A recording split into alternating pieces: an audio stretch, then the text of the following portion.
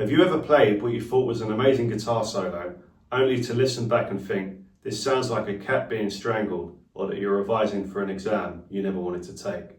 We've all been there at some point and know how frustrating this can be. Today, I'm going to show you two things that will instantly improve your lead guitar playing. Number one, how to bend in tune. A lot of beginner guitar players think that bending is just about moving the string. And while this is important, it's actually about reaching a target note.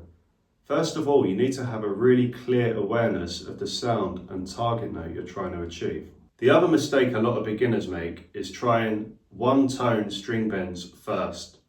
I would recommend starting with just half-tone string bends. For example, this is quite common in blues. So what I'm trying to do here is bend this note to the pitch of the note just one fret above. If we were bending a whole tone, it would be to the pitch of 2 frets above.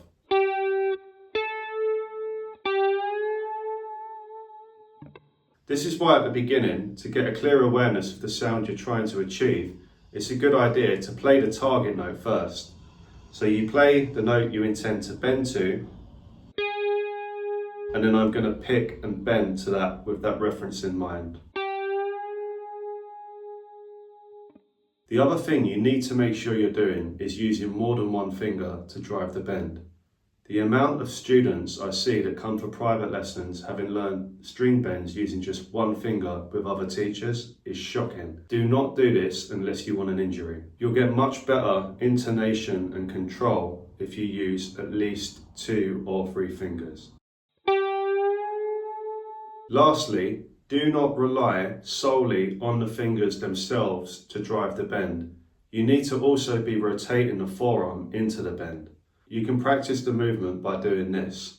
Tilt your wrist about 45 degrees underneath the neck, with the first finger touching the side of the neck. Then rotate your wrist until the rest of the fingers touch the bottom of the neck.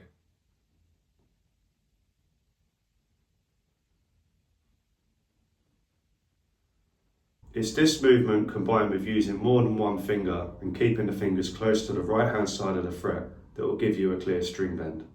Now let's talk about tone, and I specifically want to mention vibrato.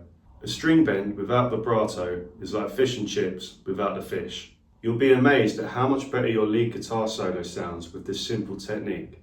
The problem a lot of guitarists make though is they rush their vibrato and have no proper sequence to the frequency of which they're bending the string. Remember, vibrato is slightly bending the string to ensure a sustain of a note. What you don't want to do is bend out of time. An example of smooth vibrato is if you're playing with a metronome and bend the note in a quaver form, so half a beat each. 1 and 2 and 3 and 4 and. When you're happy with vibrato on a single note, you can try this on a string bend by bending to the pitch of which you're trying to achieve, then pushing up a little bit further and returning.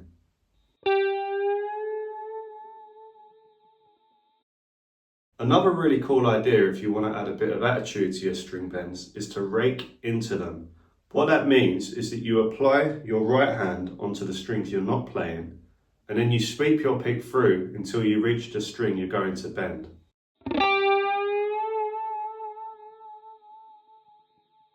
If you'd like more help with your string bending, vibrato, tone, phrasing, and overall lead guitar playing skills, leave a comment below on where you're getting stuck and I'll see if I can help.